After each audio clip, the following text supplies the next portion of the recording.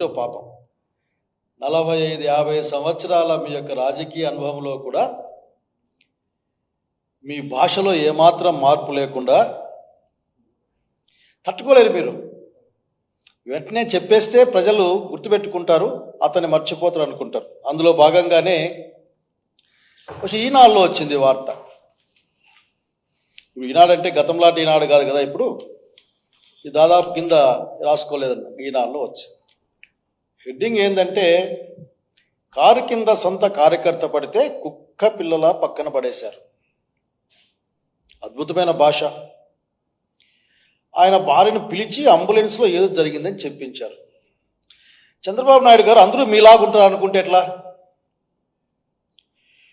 మీకేం గొప్పతనం లేకపోగా ఆనాటి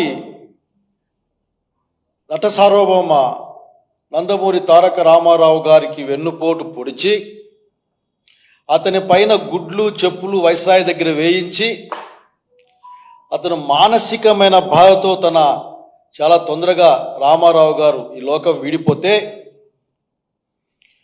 చనిపోవడానికి దినాల ముందు నెలల ముందు మీ గురించి ఏం చెప్పాడో మీకు మాకంటే బాగా గుర్తుకుంటుంది. అల్లుడని చేరదీస్తే నన్ను నాశనం చేశాడు, ఆఖరికి ఎవరు నమ్మద్దండి, ఏదో దశమగ్రహం అనే విధంగా కూడా ఆయన మాట్లాడడం జరిగింది. కావాలంటే మీ మామగారు ఆ రోజున సీనియర్ ఎన్టీఆర్ గారు ఏం మాట్లాడారో మంచి ఒక సీడీ చేసి పంపిస్తా. బాబు గారు చెప్పించాలనే భాష మీకు సరిపోతుంది, మాకు కాదు. మొన్న మీ మహానాడులో ఒక సరంభం జరిగిందే, ఆ మహానాడులో పాపం ఆ ఏఏ అంటే ఇది కొత్తగా ఈ మధ్య మీరు టెక్నాలజీని అందిపుచ్చుకుంటారు బాగా జాగ్రత్తగా ముందుగానే. ఇప్పుడు క్వాంటం అన్నట్లే ఏఏ కూడా అంట, మన వరకు ఏఏ అన్నారు, ఇప్పుడు క్వాంటం అంటా ఉన్నారు మీరు. ఏది ప్రపంచంలో కొత్త పదం వస్తే బాగుందంటే వాడేస్తారు. వాడకంలో మిమ్మల్ని మించిన వాళ్ళు ఎవరు లేరు. పాపం సాక్షాత్తు రామారావు గారు, సీనియర్ రామారావు గారు రావడం, ఆయన మిమ్మల్ని పొగడ్డం, మీ కొడుకుని పొగడ్డం, మీరంతా ఆఖరికి దేశోద్ధారకులని, ఆఖరికి ప్రీతమైన ప్రజల పట్ల ప్రేమ గలవాలని, అసలు మీరు మించిన వాళ్ళని, అసలు మీరు ఈ భూమి మీద పుట్టలేదు అనే విధంగా రామారావు గారితో చెప్పించారు. చెప్పించడం అనేది మీకు అలవాటు. నిన్న లూర్తు మేరీ గారు వారి యొక్క విషాదంలో మేము ఆకర్షిస్తున్న సంతాపాన్ని, బాధను పంచుకుంటా ఉన్నా, వారు మా ఆఫీస్కి వచ్చారు. ఆ కుటుంబం వైఎస్ఆర్సీపీ కుటుంబం, అది విపరీతమైన అభిమానం ఉంది మాకు వైఎస్ఆర్సీపీ పైన, జగన్మోహన్ రెడ్డి గారి పైన. వాళ్ళు స్వయంగా చెప్తారు. ఆఖరికి సింగయ్య గారు ఒకవైపు వెళ్తే జగన్మోహన్ రెడ్డి గారిని చూడడానికి వారి భార్య లూర్తు మేరీ గారు ఇంకొక సెంటర్లోకి వెళ్ళిన సంగతి గుర్తు చేస్తా ఉన్నారు. ఎంత నిర్దాక్షిణ్యంగా, నిర్దయగా, కేవలం రాజకీయ భాష ఒక మాట్లాడతారు మీరు. కుక్క పిల్లలు ఆగి పడేశారా? అదే చూశానే మీ యొక్క పత్రికలో, లేకపోతే మీ మీడియా చెప్పింది, ట్రైన్ ఎక్కి దిగింది, దట్టుకుపోయింది, అసలు కానీ ఒక బొమ్మ చూపించారు కదా మీరు. మేము చూసాం ఆఖరికి సదరు సింగయ్య గారు మాట్లాడుతున్నట్లు, కాలు మీద కాలుసం కూర్చున్నట్లు కూడా ఫోటోలు మేము చూసాం. నిజమని నమ్ముతా ఉన్నాం. కానీ మీరు కుక్క పిల్లలు లాగేశారు. ఎవరు లాగారు చెప్పాలి కదా. అది ఏం మాట్లాడరు మీరు. ఊరికే మీ నోటికి బాగుంది భాష, కుక్క పిల్లలాగా లాగేశారు. ఏం చేస్తాం, మనుషులంటే కుక్క పిల్లలాగా మీకు కనిపిస్తూ ఉన్నారు. నేను చేయగలిగింది ఏమీ లేదు. ఆమెం చెప్పింది, మాట్లాడుతున్నాడు మా ఆయన, చిన్న దెబ్బలు తగిలినాయని చెప్పాడు, ఆసుపత్రిలో ఆయన మరణించాడు. ఆమె స్ట్రైట్గా క్వశ్చన్ వేస్తూ ఉంది ప్రభుత్వానికి. మాట్లాడుతూ చిన్న దెబ్బలే తగిలే నాకని చెప్పిపోయిన మా ఆయన ఆటోలోనో వేరే వెహికల్లోనో తీసుకెళ్తాం మేమంటే వినకుండా అంబులెన్స్లో తీసుకెళ్లారు. అంత బాగా మాట్లాడుతున్న వ్యక్తి చనిపోవడానికి కారణం ఏందో మాకు తెలియాలి, మాకు అర్థం కావాలి, మాట్లాడుతూ ఉన్నారు. అట్లాగే సంశయాత్మకంగా బెనిఫిట్ ఆఫ్ డౌట్ కింద ఏమైనా జరిగిందేమో అనే ఒక సంశయాన్ని వ్యక్తం చేశారు. మీరు దాన్ని క్లారిఫై చేయాలా? ఎందుకంటే మీ డిపార్ట్మెంట్, మీ ప్రభుత్వం యొక్క ప్రవర్తన ఆ విధంగా ఉంది. ముఖ్యమంత్రి గారు, మీరు బాగా గమనిస్తే ఆ రోజున సదరు ఎస్పీ గారు మాట్లాడిన మాట అదేదో ఆ టాటా సఫారీ బండి వచ్చి కొట్టింది.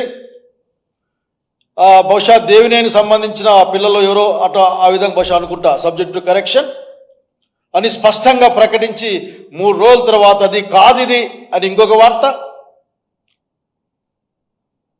దాంట్లో నిజంగా మీరు లా అండ్ ఆర్డర్ని మెయింటైన్ చేస్తూ ఉన్నారు. ఆలోచించండి. మీరు చెప్పుకున్నారు 45 సంవత్సరాలు 50 సంవత్సరాలు రాజకీయ అనుభవం అంటే దేనికి, ఏం చేసుకోవడానికి?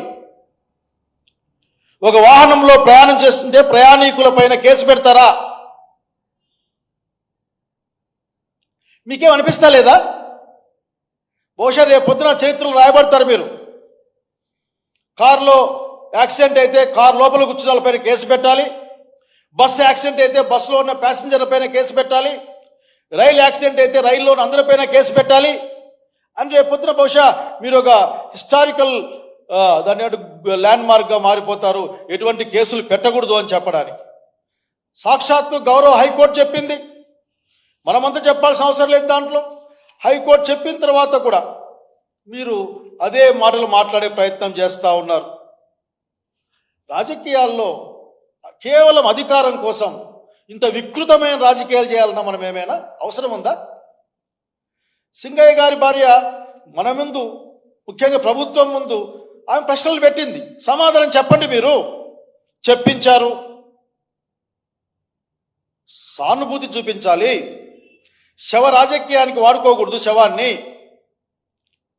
సానుభూతి చూపించి ప్రభుత్వ పరంగా ఏం చేస్తారో గట్టిగా చెప్పండి. అట్లాగే నిష్పక్షపాతం ఛాలెంజ్ చేస్తాం, ధైర్యంగా ఉండమని ఈ రాష్ట్ర ముఖ్యమంత్రిగా ప్రకటించండి. ఇదేమీలే, ఎంతసేపు కేసు పెడదాం, కోర్టుకు లాక్కెళ్దాం, ఏం నేర్పిస్తా ఉన్నారు మీరు? మీరు చాలా దిగులు పడ్డారు. నేను చూసే వార్తలో వ్యవస్థలన్నీ నాశనం అయిపోయినాయని. ఎవరు నాశనం చేస్తా ఉన్నారో గుర్తుపెట్టుకునే అవసరం ఉంది. ఈ రోజున ఏ వ్యవస్థ సక్రమంగా పనిచేస్తుందో చెప్పాలి మీరు ప్రజానీకానికి. ఇది ప్రజాస్వామ్య భారతదేశం, ప్రజాస్వామ్యబద్ధంగా. బ్రాకెట్లో అనుమానం ఉంది, ఈవీఎంలు 25, 40, 40 లక్షల ఓట్లు ఏమయ్యాయని. ఈ రోజున మా వాళ్ళు కలుస్తూ ఉన్నారు ఢిల్లీలో. సమాధానం చెప్పమంటే కోప్పడతారేంటి? సమాధానం చెప్పమంటే కేసుల రూపేణా బహుమానాలు ఇస్తా ఉన్నారు మీరు. ఇది మంచిది కాదు. నిజాలు అన్నీ బయటికి వస్తాయి. ఆ రోజున ప్రజల ముందు ఎవరు దోషిగా నిలబడాలో అర్థం చేసుకోమని కోరుతా ఉన్నా నేను. మా పార్టీ వాళ్ళు ఇక్కడికి వస్తే వాళ్ళ పట్ల ఆఫీసుకి పిలిపించుకున్నారు, ఎంక్వైరీ చేస్తామని కూడా ఒక పెద్ద మనిషి ఎవరో మాట్లాడుకుంటాయా అని అడుగుతా ఉన్నారు. చెప్పండి, ఏ విధంగా చేయాలో గైడ్ లైన్స్ చేయండి మాకి, దాన్ని ఫాలో చేసే ప్రయత్నం చేస్తాం. ఇట్లే చేయాలా మీరు అని. మా నాయకుడు బయట పరామర్శ కోసం బయటకు వస్తా అంటే మీరు పర్మిషన్ ఇవ్వరు, హెలిప్యాడ్కి అవకాశం ఇయ్యరు. జగన్మోహన్ రెడ్డి గారికి ఇబ్బంది పడతారని చెప్తే ఆయనకి రావాల్సిన Z+ కేటగిరీ రక్షణ, దాని యొక్క విధి విధానాలు మీరు అమలు చేయరు. నిర్ణయిస్తామా?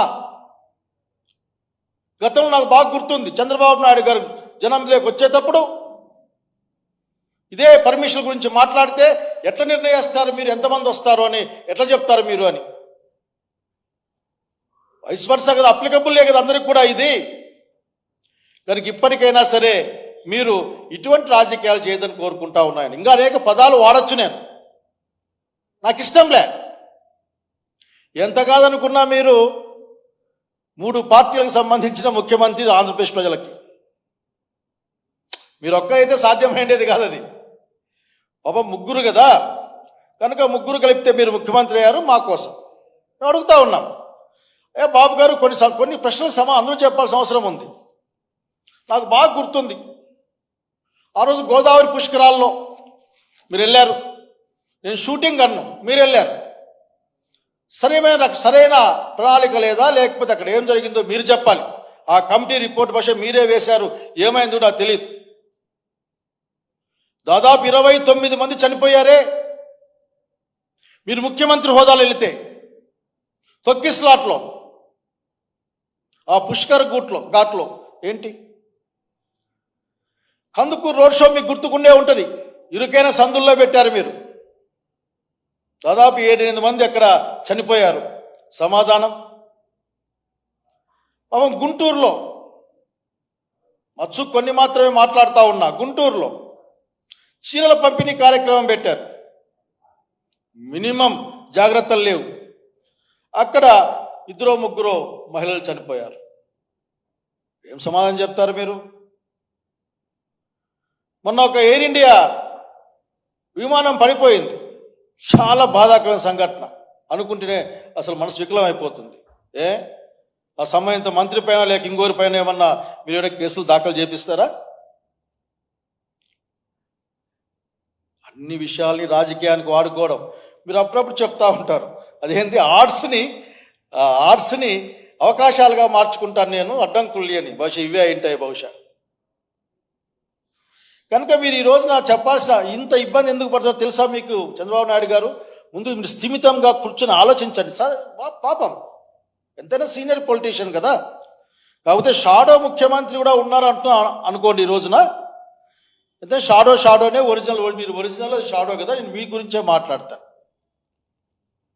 ఎంత ప్రేమ వలకబస్తున్నారు మీరు.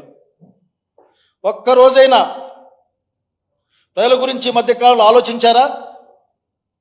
నిన్న నేను చూశా, ఏదో సీఎం గారి బండిలో పోతూగా చర్మకార సోదరుని ఎక్కించుకొని పోతా ఉంటే ఆయన మాట్లాడుతూ ఈయన మాట్లాడితే, ముందుగానే టీవీలకి కెమెరాలు ఫిక్స్ చేసుకొని పోయి మాట్లాడుతుంది ముందుగా అనుకున్న విషయం కదా అది.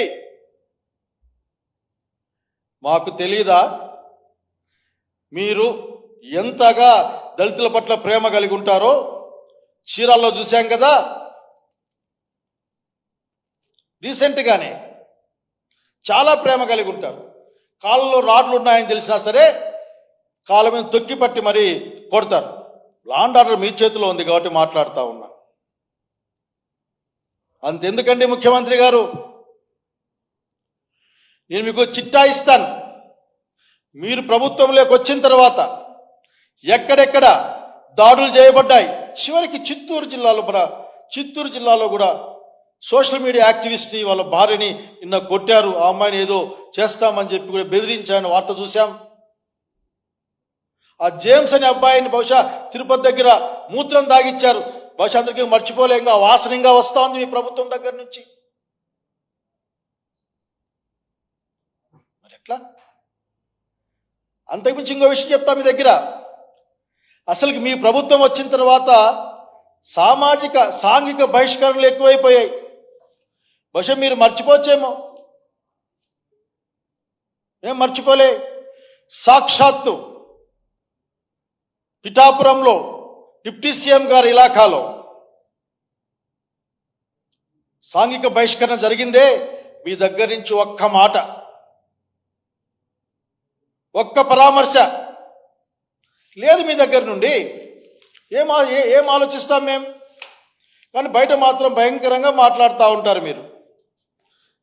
ఇంకా చాలా ఉన్నాయి, దప్పలంపాడు అనేక అంశాలు. అవన్నీ కావాలంటే పంపిస్తాను నేను నమ్ముతున్నా నిజమని. నిజం కావు చెప్పండి నాకు, ఎట్లా నిజం కాదు. అయ్యా చివరికి మంగళగిరిలో ప్రముఖమైన కాన్స్టిట్యున్సీ, ప్రస్తుతానికి మీ ఆఫీసులో అధికార కేంద్రం అక్కడే ఉంది.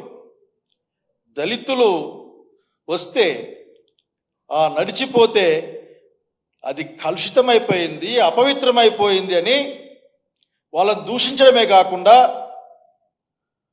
రోడ్డు మైల పోవడానికి పసుపు నీళ్లు చల్లిన సంఘటన మీరు మర్చిపోయారా లేక గుర్తుపెట్టుకున్నారా?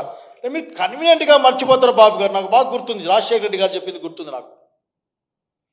ఎన్నికల ముందు బహుశా ఆ రోజుల్లో మీరు చాలా మాటలు చెప్పారు. 12 గంటల కరెంటు, 2000 3000 డబ్బులు, నిరుద్యోగ మృతి.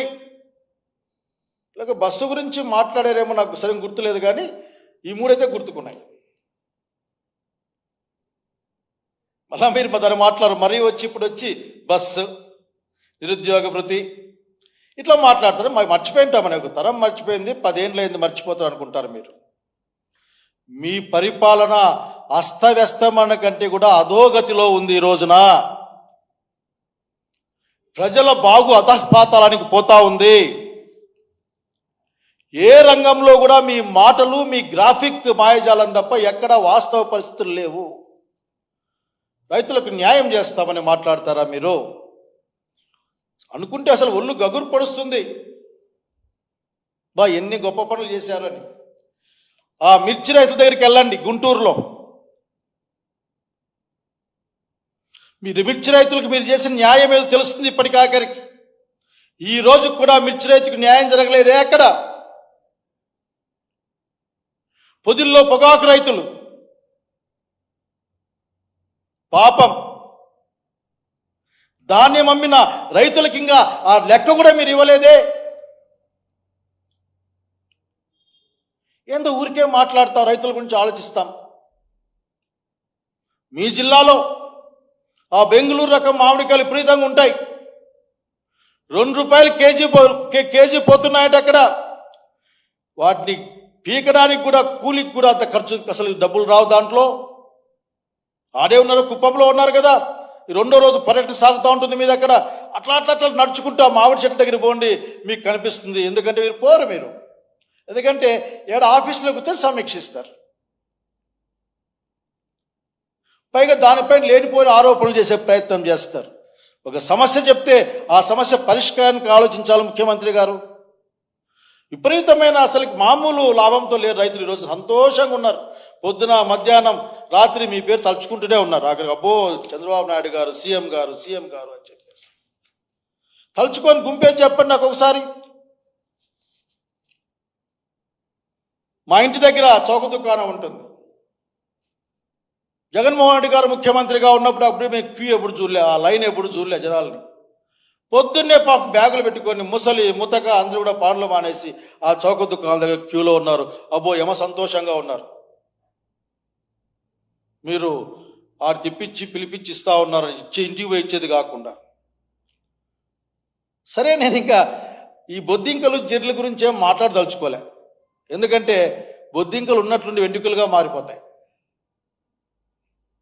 అదే కెమెరాలు ఉండి బతికిపోతున్నాం కానీ రికార్డు కాకుంటే అసలుకి బొద్దింక వెంట్రుకగా ఎట్లా మారిందో మనం అర్థం కాక చచ్చేవాళ్ళం.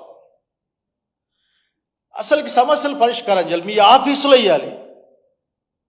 ఎంత అద్భుతమైన ఆలోచన ఇది. సమస్యలు వస్తే పరిష్కార వేదికలైన మండల ఆఫీసుల్లోనో జిల్లా ఆఫీసుల్లోనో సెక్రటరియట్లోనో ఇవ్వాలి, మీ ఆఫీసులో ఇవ్వాలి. చక్కటి ఒరవడి సృష్టించారు మీరు.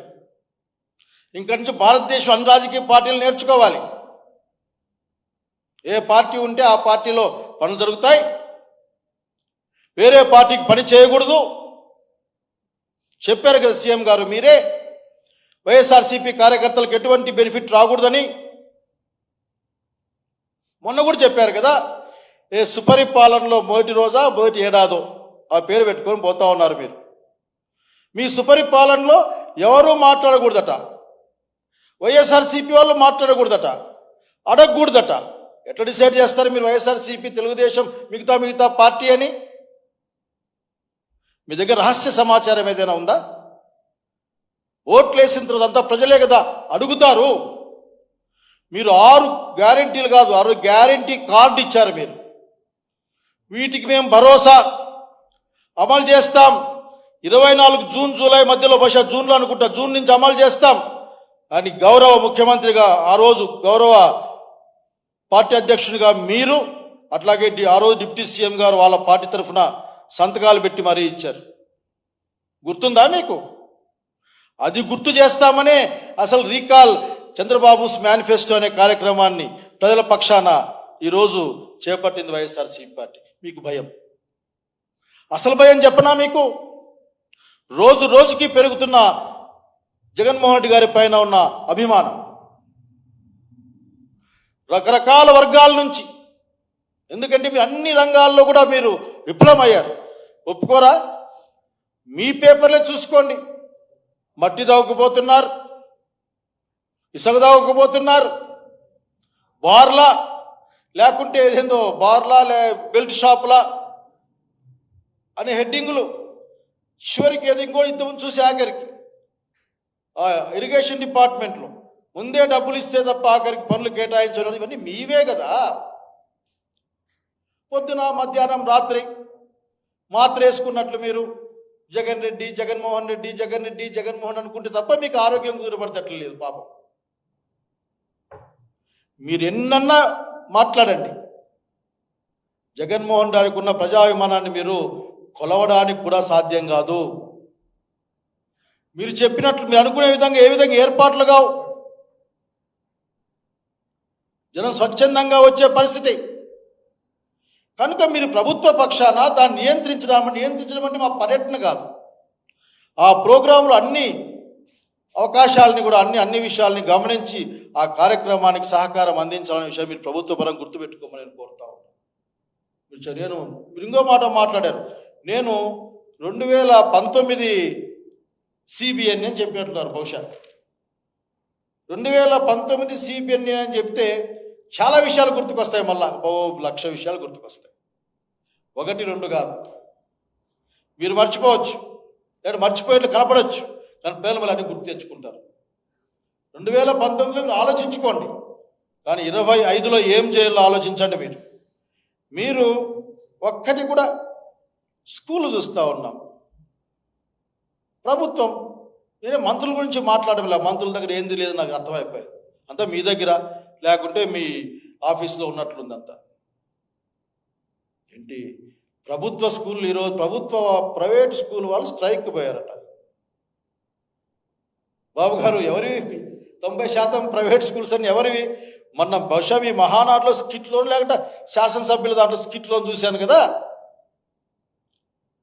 దాదాపు 90% మీ పార్టీకి సంబంధించిన వాళ్ళవే ఉన్నాయని మీరు ఆ స్కిట్లో వేసి చూపించారు. నేను ఆ స్కిట్ మీకు పంపిస్తాను కావాలంటే.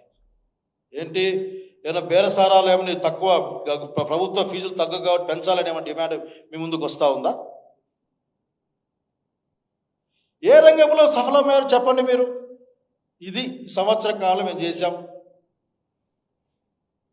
మేము అడిగితే సూపర్ 6 అమలు చేయండి ఖచ్చితంగా అంటే మా నాలుక గ్యాప్ మందం, మా మందమైన నాలుకల్ని ఈ గ్యాప్లో ఏం చేస్తారో నాకైతే అర్థం కాదు. ఏం చేద్దాం అర్థం కాదు. మళ్ళీ అంత పెద్ద భాష అర్థం చేసుకోలేము. మీరు వీలైతే చక్కటి పరిపాలన చేసి ప్రజాభిమానాన్ని పొందండి. ప్రధాన ప్రతిపక్షంగా వైఎస్ఆర్సీపీ నిర్మాణాత్మకంగా వ్యవహరిస్తుంది. దాంట్లో అర్థం చేసుకోండి. మీరు అర్థం చేసుకోలేక మీరు ఇబ్బంది పడి, మమ్మల్ని ఇబ్బంది పెట్టి, ప్రజల్ని ఇబ్బంది పెట్టి, అసలుకి ఈ టర్మ్లో మీరు ఏం నేర్పిస్తా ఉన్నారు మాకంతా?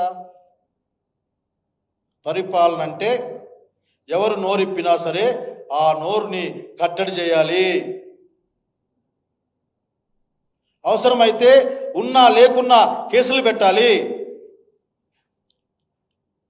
ప్రజాస్వామ్యంలో చర్చకి ఎక్కడ తావుండడానికి వీలు లేదు. మా ప్రజాస్వామ్యం వేరే చెప్పారు మీరు. నేను రాజకీయమైన చేస్తానని చెప్పుకుంటూ వచ్చే భాష రాజకీయ పరిపాలన చేస్తానని చెప్పారు. పొలిటికల్ గవర్నెన్స్ అది మాకు నేర్పించే ప్రయత్నం చేస్తూ ఉన్నారు. అసలు మీకే ఇబ్బంది కనిపించదా? ఇంత వికృతమైన రాజకీయాన్ని సామాజిక రంగంలో పెంచి పోషించే మీ భావజాలం అందామా, లేకపోతే మీ యొక్క ఆచరణ అందామా? మీరు అంటే 2 పార్టీల మధ్య విషయం ఏదైనా ఉంటే ప్రజాక్షేత్రంలో మాట్లాడుకుందాం, తేల్చుకుందాం. రండి, మరొకసారి చెప్తా ఉన్నాను ఆఖరికి. సంవత్సర కాలంలో మీరు ఏం చేశారో, సంవత్సర కాలంలో ప్రజలకు మీరు ఏ విధంగా వెన్నుపోటు పొడిచారో చర్చిద్దాం. ఏ ఇబ్బంది లేదు. మా ఊర్లో ఏర్పాటు చేస్తాను, నేను మా అనంతపురం జిల్లాలో ఏర్పాటు చేస్తా. వచ్చి కూర్చోండి, మాట్లాడండి. ఎంతమందికి పెన్షన్లు ఇచ్చారు, అమ్మఒడి చెప్పుకుంటున్నారే అదని 30 లక్షల మందికి కట్ చేశారు కదా. అసలు బడ్జెట్ కేటాయింపు చూసి అందరికీ అర్థమవుతున్న సంగతి మీకు అర్థం కాదా బాబు గారు? ఎందుకు మేము చూడమనుకుంటారు? మీరు దాదాపు 10,000 కోట్ల పైన కావాల్సి వస్తే 7,000 కోట్లకు అటు ఇటు 8,000 మధ్యలో మీరు డబ్బులు పెట్టారే అంటే 2,000 కోట్ల పై కదా. 3,000 కోట్ల రూపాయలు తక్కువ ఉన్నాయంటే ఆ 3,000 కోట్ల మందికి రాకుండా చేస్తారని కదా.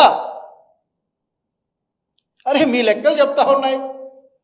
మరి ఒక్కసారి అంటే మేము మర్చిపోతామనే ప్రజలందరూ ఆఖరికి 10 లక్షల కోట్లు అప్పు చేశారని ఏది అసెంబ్లీలో చెప్పించు. అసెంబ్లీలో మీ యొక్క ఫైనాన్స్ మినిస్టర్ చెప్పాడు 4 లక్షల 5 లక్షల కోట్లు అప్పు ఉన్నాయని. బయటకు వస్తే మాత్రం 10 లక్షల కోట్ల రూపాయలు. అదే ఆనాటి ఒక ఆయన చెప్పినట్లు వాలంటీర్లు చాలామందిని అమ్మేసుకున్నారని. కనుక ఇప్పటికైనా సరే మీరు చంద్రబాబు నాయుడు గారు కొన్ని పదాలు వాడడానికి నాకు మనసు రావడంలే ఇప్పటికి కూడా. ఏమండి ఇది, ఏం రాజకీయం అది? లూర్తు మేరీ గారు వైఎస్ఆర్సీపీకి సంబంధించిన ఫ్యామిలీ వాళ్ళ నాయకు దగ్గరికి వస్తే వాళ్ళ నాయకుడు ఆఖరికి ఆమెని కన్సోల్ చేసి అమ్మా మేము ఉన్నాం. ఆమె ప్రెస్ దగ్గరికి వచ్చినప్పుడు ప్రెస్ వాళ్ళు అడిగితే ఆమెకు అనుమానాలు ఆమె చెప్పింది. ఆ అనుమానాలు నిజమో కాదో నివృత్తి చేయాల్సిన బాధ్యత ప్రభుత్వ పరంగా మీ దగ్గర ఉంది. అడుగుతుందామే. అంబులెన్స్ పోయి ఎక్కేందుకు మా ఆయన బాగున్నాడు, ఆసుపత్రి పోయినాక చనిపోయాడు, మాకు సంశయం ఉంది, అనుమానం ఉంది, మాకు తీర్చాలని చెప్తా ఉందామే. దాని సమాధానం చెప్పండి. అనుమానాలు మీ ప్రభుత్వం నుంచే వస్తూ ఉన్నాయి. సంఘటన జరిగిన రోజులేమో ఎస్పీ గారు అదేదో సఫారీ వ్యవహారం అంటాడు, పడ్డా అంటాడు, అదొక స్టేట్మెంట్ ఇస్తారు. 3 రోజుల తర్వాత ఇంకో స్టేట్మెంట్ ఇస్తారు. అర్థాత చివరికి లూర్తు మేరీ గారు విచారిస్తామని భయపడించే ప్రయత్నం చేస్తారు. ఏంది ఇది? కనుక మీరు 4 సార్లు సీఎంగా చేసి చెప్పారు. నిన్న కూడా విన్నా నేను. ఈ రాష్ట్రంలో 4 సార్లు సీఎం అయిన ఘనత నాకే ఉందని విధంగా చెప్పారు రాకర్. అట్లా కుప్పంలో కూడా 9 సార్లు నన్ను ఎమ్మెల్యే చేశారు. మళ్ళీ 9 సార్లు ఎమ్మెల్యే, 4 సార్లు సీఎం. ఎంత గొప్పగా ఉండాలి సీఎం గారు మీరు. ఫోన్లే పాపం మీది ఎట్లా ఇంకా ఈ అదేదో ఇప్పుడు 2040 47 ఏదో పెట్టారు మీరు. 2047 ఏదో చేస్తారని చెప్పి మీ పిల్లకాయలకి కొద్దిగా మంచి బుద్ధులు నేర్పించండి, ఇటువంటి నేర్పించబాకండి. బహుశా మీ గైడ్ లైన్స్తోనే ఎర్ర బుక్కు, ఎర్ర రాజ్యాంగం, ఎర్ర బుక్కు, ఎర్ర రాజ్యాంగం అంటా ఉన్నారేమో. దీనివల్ల అసలు ప్రజలు దీన్ని ఒప్పుకోరు. తాత్కాలికమైన ఆనందం కలగచ్చు మీకు, అదే నవ్వులుతాయి, అట్లా నవ్వులుకుంటూ చాలా సంతోషం పడవచ్చు, కానీ మీకు ఏమీ లాభం లేని సంగతి దయచేసి మీ పార్టీని, మీ వారసుల్ని భారత రాజ్యాంగానికి అనుగుణంగా మంచి భాషతో నేర్పించండి. భాష పైన కూడా మరి మాటలు మాడుకోవచ్చు. మీరు మాట్లాడితే అది అధికార భాష, మేము మాట్లాడితే ఇంకో భాషగా మారిన కాలాన్ని చూస్తూ ఉన్నాం. కనుక మీరు ఇంకొక ప్రశ్న సమాధానం చెప్పాలి. బహుశా అది ఆమె చెప్పింది, లూర్తు మేరీ గారు. పాప ముసలామె అంటే మధ్య వయసు ఆమె చెప్పింది, అక్కయ్య చెప్పిపోయింది. ఒక 50 మంది మనుషులు వచ్చి, 50 మంది ఇంటి దగ్గరికి మనుషులు వచ్చి మీ అబ్బాయి పంపించాడని మాట్లాడాలి, సంతకం పెట్టాలని పోలీసులు సహా వచ్చి మాట్లాడారు అని ఆమె స్టేట్మెంట్ ఇచ్చింది. ఇది అభిజ్ఞ వర్గాల బోగట్టానో విశ్వసనీయ వర్గాల సమాచారమో కాదు, ఆమె చెప్పింది. ఏం సమాధానం చెప్తారు మీరు? ఎట్లా? మీ దగ్గర ఉన్నది ఏంటి? చివరికి ఆమె మీరు ఎంత ధర్మార్గమైన భాష వాడారు. ఆఖరికి ఒక చనిపోయిన ఒక దళితుడిని, చనిపోయిన ఒక మనిషి పట్ల కుక్కపిల్లలాగా లాగి పడేశారు, పక్కకు పడేశారట. ఎంత ఏం భాష మాట్లాడుతూ ఉన్నారు మీరు? నాకేం అర్థం కాకుండా ఉంది. ప్రమాదం జరిగింది అని బహుశా వచ్చిన సమాచారమే పక్కకు తీసి పడుకోబెడితే పోలీసులు అంబులెన్స్ వచ్చేదాకా కదలిలేదే, వాళ్ళే తీసుకెళ్లారే.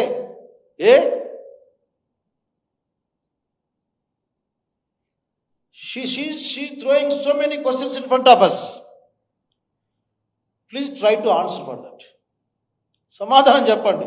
బెదిరింపులు కాదనే విషయాన్ని చెప్తా ఉన్నాం. అసలు కదలనీయకుండా పోవడం, ఏమైనా మాట్లాడితే చరిత్ర ఇట్లా ఇప్పుడు చరిత్ర తవ్వుకుందాం. చరిత్ర అంటే ఏముంది? 40 ఏళ్ళ చరిత్ర తవ్వుకుందాం. అసలు మీ గతం ఎంత ఘనంగా ఉందో కూడా చూసుకుందాం. బాబు గారు, ఎల్లకాలం కూడా జనాలు నమ్ముతా అనుకోబాకండి మీరు. ఎందుకంటే మీ దగ్గర కొన్ని ఉన్నాయి చెప్పడానికి, వాళ్ళ వల్ల ఇంకా మీరు ఇది అట్లా ఉన్నారు. అసలుకి చంద్రబాబు నాయుడు గారు సీఎం గారు మిమ్మల్ని ఒక స్ట్రైట్గా సిన్సియర్ ప్రశ్న వేస్తా ఉన్నా. అనంతపురం జిల్లా, పాత అనంతపురం జిల్లా, ప్రజెంట్ సత్యసాయి జిల్లాలో ఏడుగుర్రాలపల్లి అనే గ్రామంలో ఒక దళిత అమ్మాయి, చిన్న అమ్మాయి, ఇప్పుడు 14 ఏళ్ళ అమ్మాయికి ఎస్పీ గారి స్టేట్మెంట్ ప్రకారం 2 సంవత్సరాలుగా అమ్మాయి పైన అఘాయిత్యాలు జరుగుతూ ఉన్నాయి. ఆ అమ్మాయి 7 నెలల గర్భంతో ఉంది. వాళ్ళ నాన్నగారు మీ పార్టీకి సంబంధించిన వాడు, తెలుగుదేశం పార్టీ కార్యకర్త. మీ విజయోత్సవాల్లో డప్పు కొట్టుకుంటూ కింద పడి చనిపోయాడు. No father. వాళ్ళ మదర్కి మానసికంగా సరైన పరిస్థితులు లేదా వాళ్ళ మదర్కి. They are living on the only pension of that family. వాళ్ళు పెన్షన్ మీద బతుకుతా ఉన్నారు. చివరికి ఒక తండ్రి కొడుకు కూడా ఆ అమ్మాయి పైన అఘాయిత్యం చేశారు. తండ్రి కొడుకు కూడా. ఇప్పటికి కూడా ప్రధాన నిందితుడు పట్టుబడలేదే. ఒక్కసారైనా మీరు వెళ్ళారా?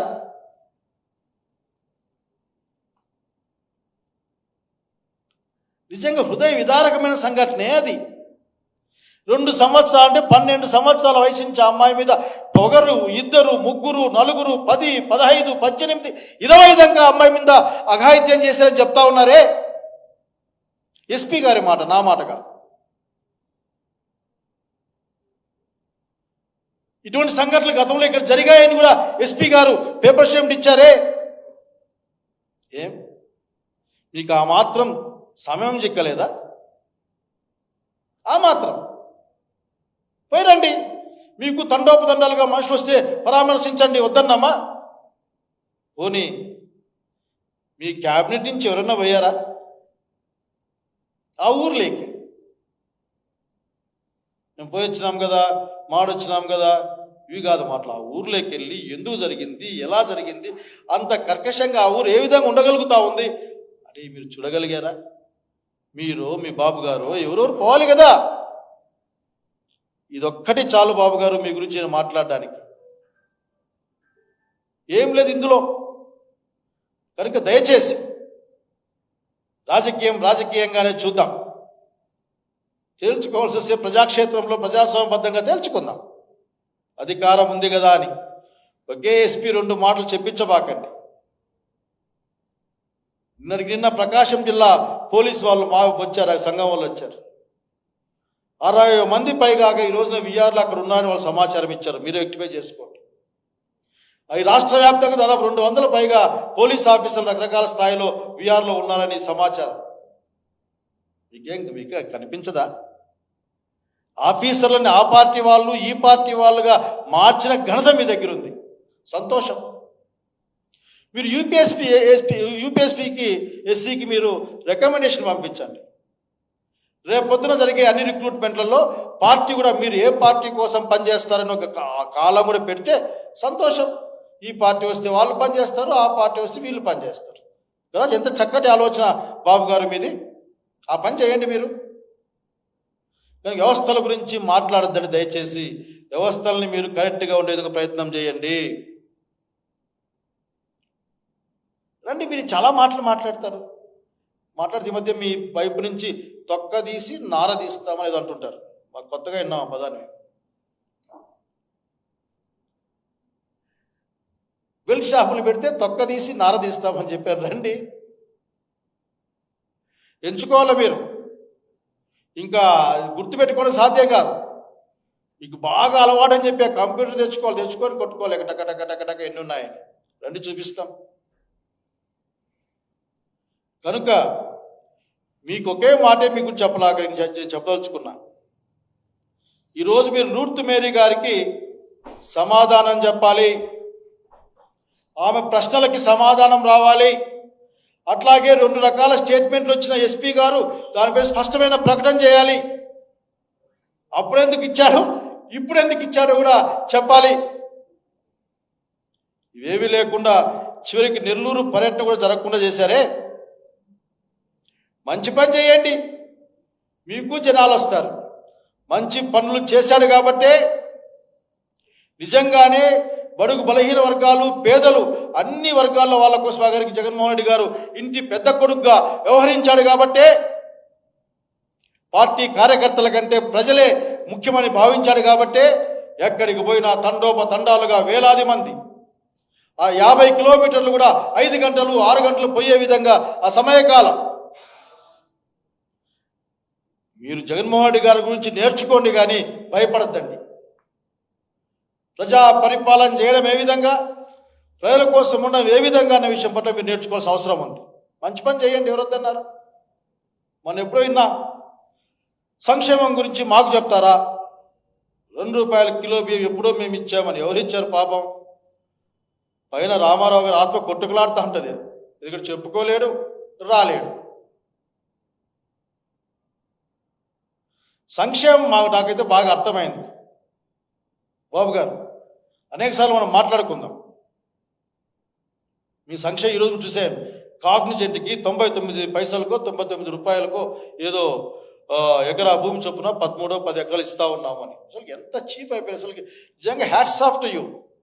మీ హయాంలో భూముల ధరలు బేస్ లెవెల్కి వచ్చాయి, ఇంకా అందుకని కింద ఏది లేదు. ఇంకా 99 రూపాయలు, 9 రూపాయలు, ఇక్కడ 99 పైసలు, ఇక్కడ 2 లక్షలు, 3 లక్షలు, ఎక్కడ సెంటర్లలో. లూలు మాల్ అయితే విశాఖపట్నం మధ్యలో ఉంటుంది.